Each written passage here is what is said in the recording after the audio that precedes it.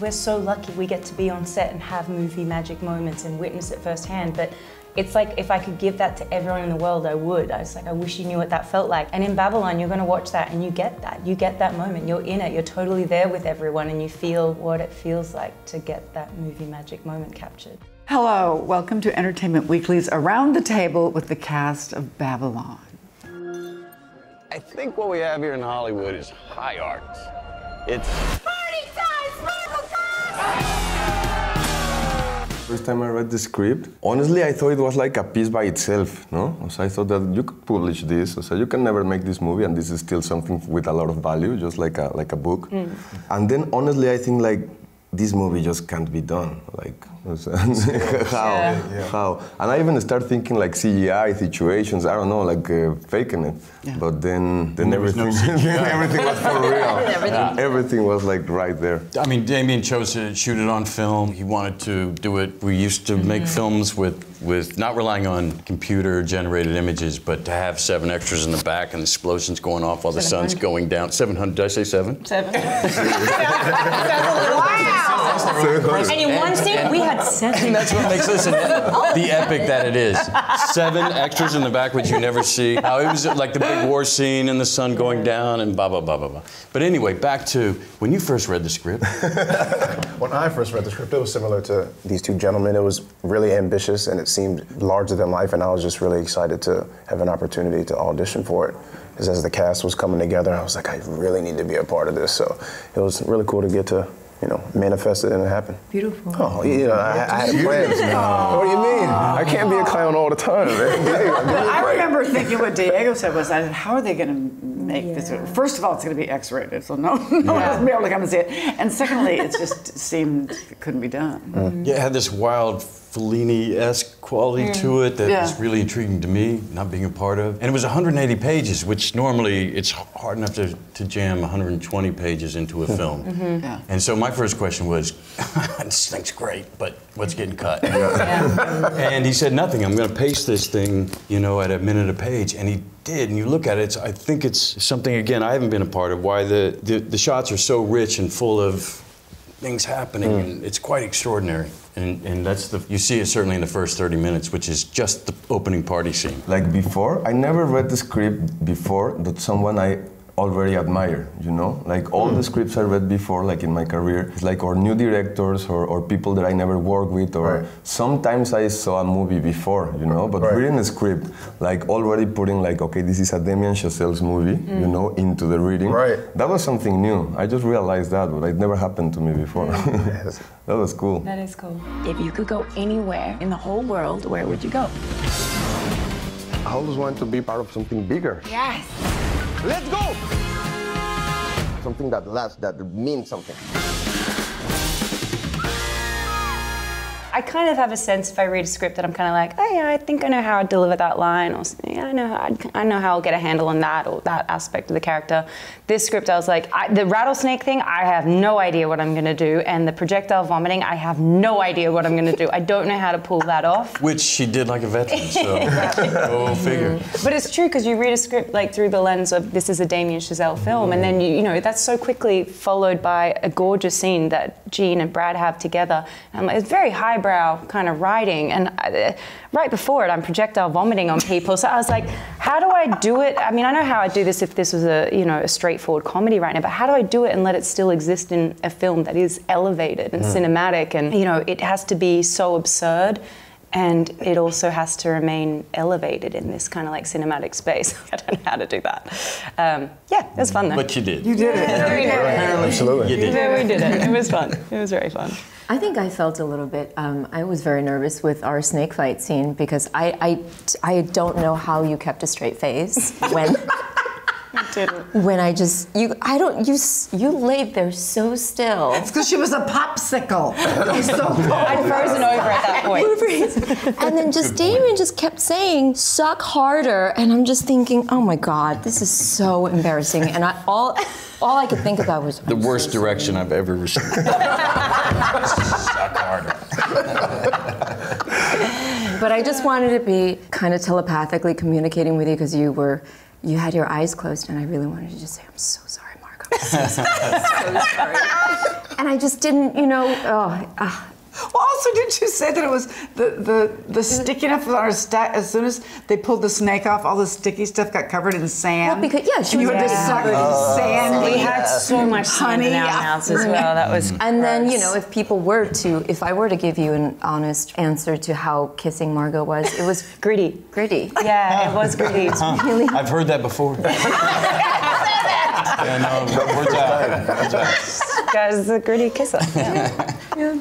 She tasted like honey. I mean, the venom was honey, so it was gritty, yes, from all the sand, but it was also sweet. Loud. It was a very loud. There was a lot going on. See the things we get to do. Showbiz, storytellers, filmmakers. She's an Aussie. It was hard to watch. They got all kinds of rattlesnakes over there. It looked so real, though. It was hard to watch. Well, how about the real ones? The real ones. Oh, yeah. How close were you to the big one? Pissed. Was there plexiglass between you? No, but the closest I got was probably to the other side of the table. No. Like it was still. But you could get Remember, they were all different. Yeah, but you know, some were more I asked the guy, I was than like, the others. if I got bitten, like how long I had, and You after that. yeah, because we were far away. I was like, well, where's the closest hospital, and how long until I'm past the point? Like, if I do get bit, like, how long do I have before, we don't get to the hospital? He was pretty vague on the answer too. I was like, I would love some specificity on this one. But couldn't a snake strike you from that distance? I don't know. Yeah, that's got to be true. I was ready to run though. Coil If up I had. No. Maybe that animal training pays off. Exactly. You know, when I first moved to LA, you know what the signs on all the doors read? No actors or dogs allowed. I changed that. Morning. Good job for you. I'll do anything. That's the sucker they sent to screw us. You always film scenes that end up getting lost in the editing room or getting taken out because what works in the trajectory of telling the story. So that's not uncommon. I was more surprised at how much he was able to get in the film in this big epic. I don't know how you wrangle it all. I've never quite seen it. And everyone here, has their own storyline in it, which is something I really, really appreciate. Instead of just everyone supporting one person as a story. So that's true. He's pretty special, I gotta say. That Damien Chazelle, he's pretty special. I thought they were going to cut Blockhouse. I thought people were going to watch that and just be like, get rid of that section. Which one? The Blockhouse. The last one. At the end. Well, because reading it is yeah, it was pretty brilliant. But it's horrifying. you need the way it. he shot it, though, was so but brilliant because he doesn't linger on anything long enough for you to really figure out what's happening. You're going, did I see what I just thought I saw? Oh, and then you're on to the next Was thing. that Siamese twins have? Okay, I don't know. There's an alligator. Toby's performance there is so good. And on person it was creepy, but also like I watched the movie and I was like, whoa, like I don't know. Oh, Toby. And he looked like he's so scary.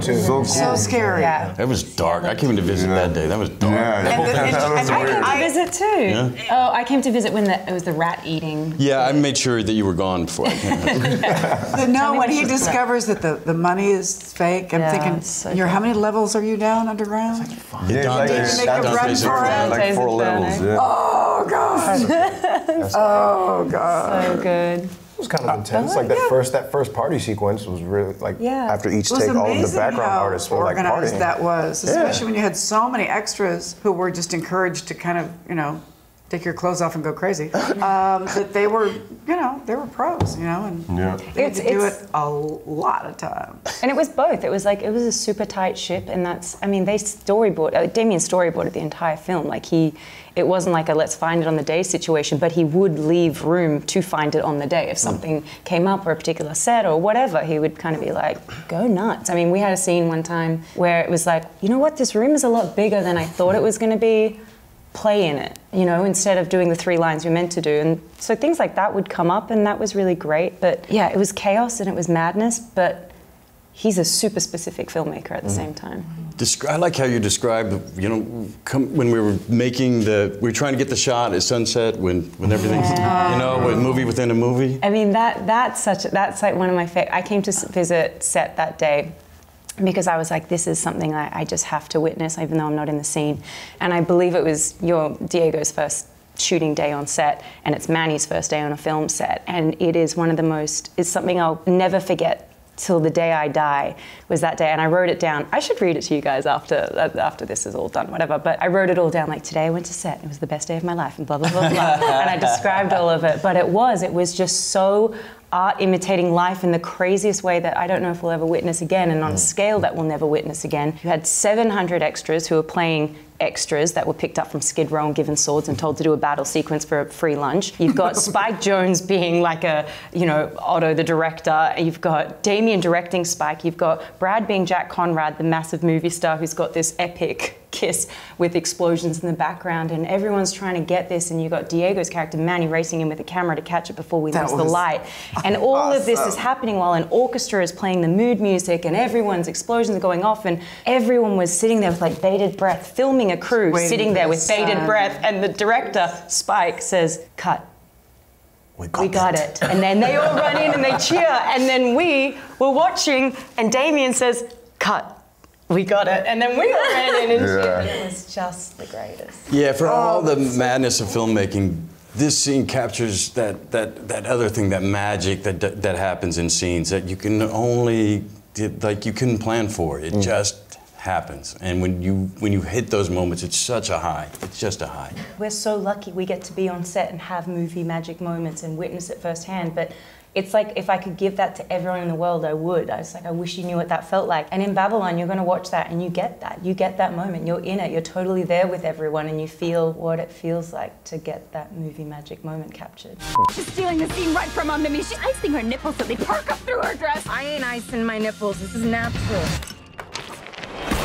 Where do you say we come in for my close-up now?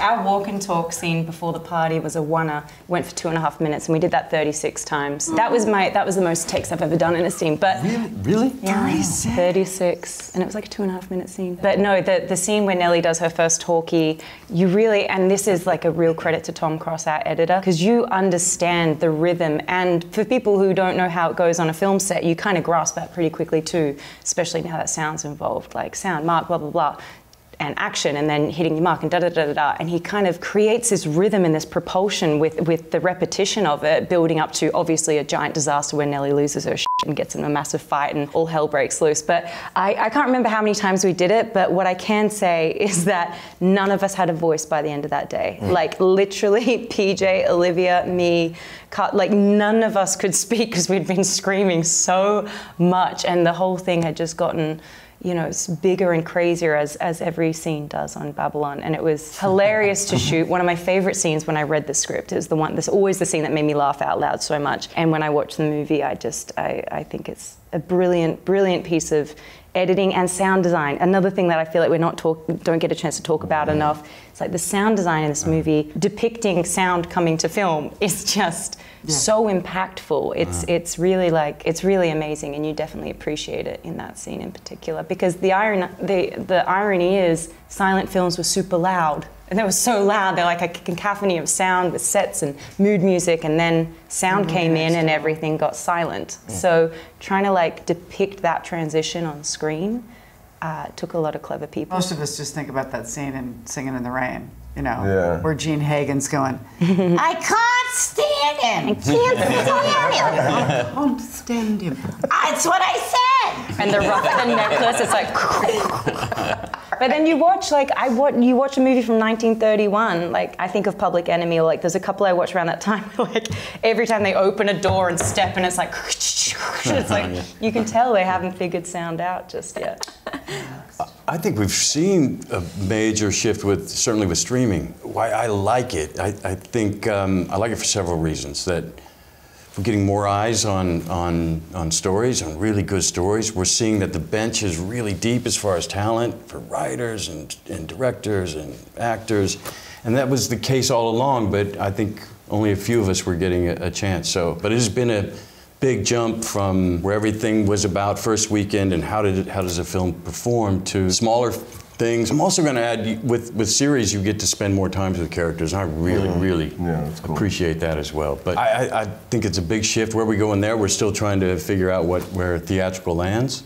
I still believe in the communal experience as well, and this is certainly a film that belongs on the big screen and that kind of and to have that experience. Well, one thing is, though, that the audiences have changed so much because audiences are so sophisticated now. They are used to seeing anything and everything on screen, so they've gotten a little bit jaded. You know, it used to be back when in the 20s, you know, if you just showed a film of a dog walking across a dusty road, it was like, wow, you know. And now we're used to seeing anything you can imagine on screen. Yeah. It's almost like if you can imagine it, we can put it in a movie. And so where do you go from there in terms of keeping your audience stimulated? Diego and I were talking a little about like deep fake and all that, and we're like, are they just gonna like take our faces and we won't even be like going to work anymore?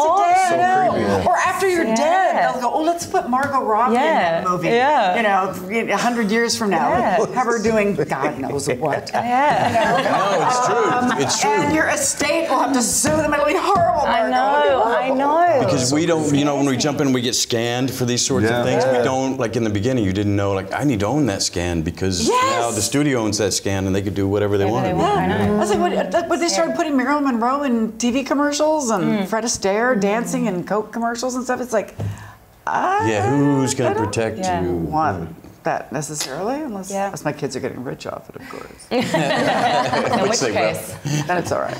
Sell her out. I don't want to be in a year 3000 porn. Yes. No, I don't. Exactly. But Doritos, you're okay with. Exactly.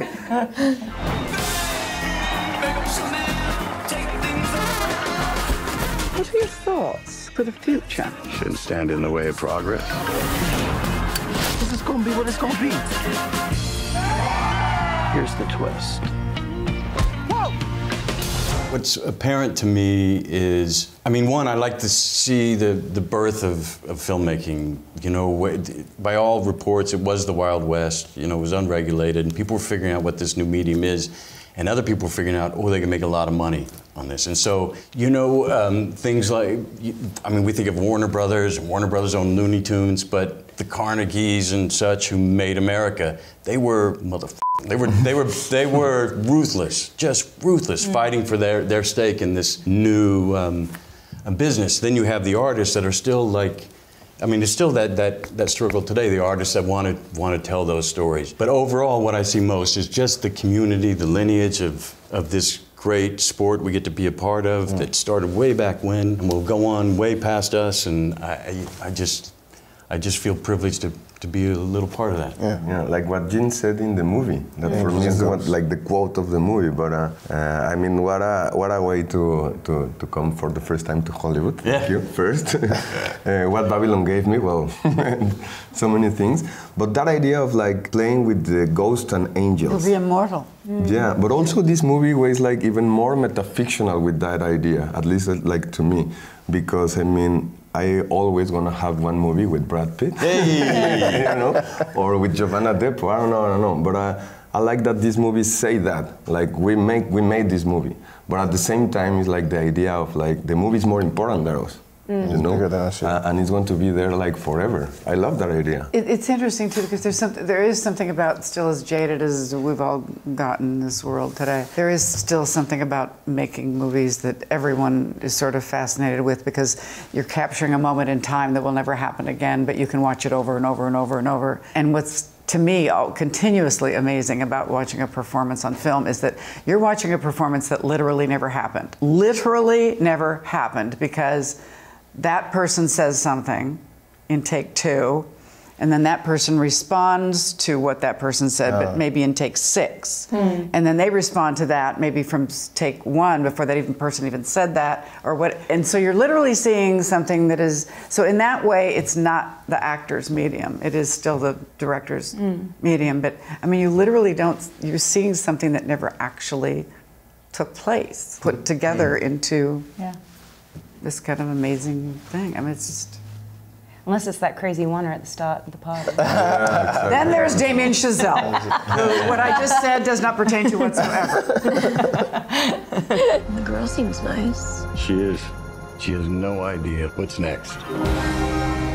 There's a new sensibility now. People care about morals. I've never done nothing except disappoint people my whole life. But I made it on my terms, not theirs. I think the sense of community that we all had, a community, everyone was really just trying to be on their A game for Damien and just wanting to put something great on film. Like that first party scene, it was cool. I enjoyed it because it was when everybody was together.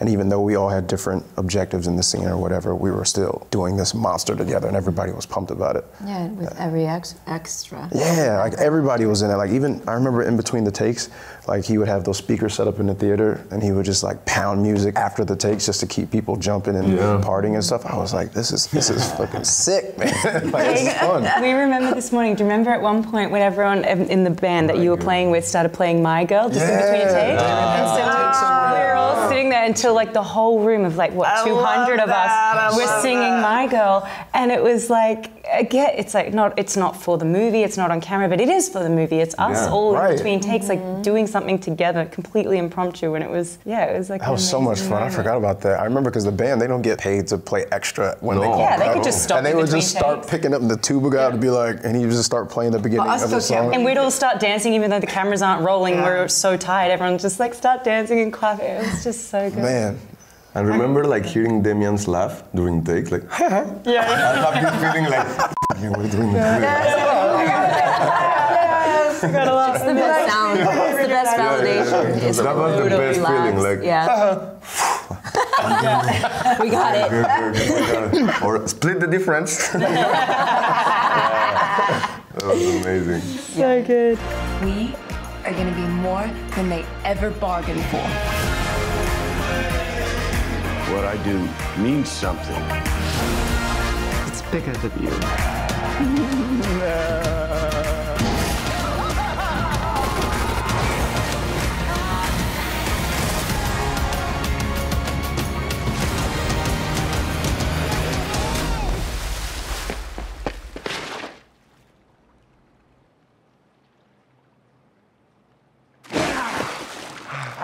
And I'm going to bed.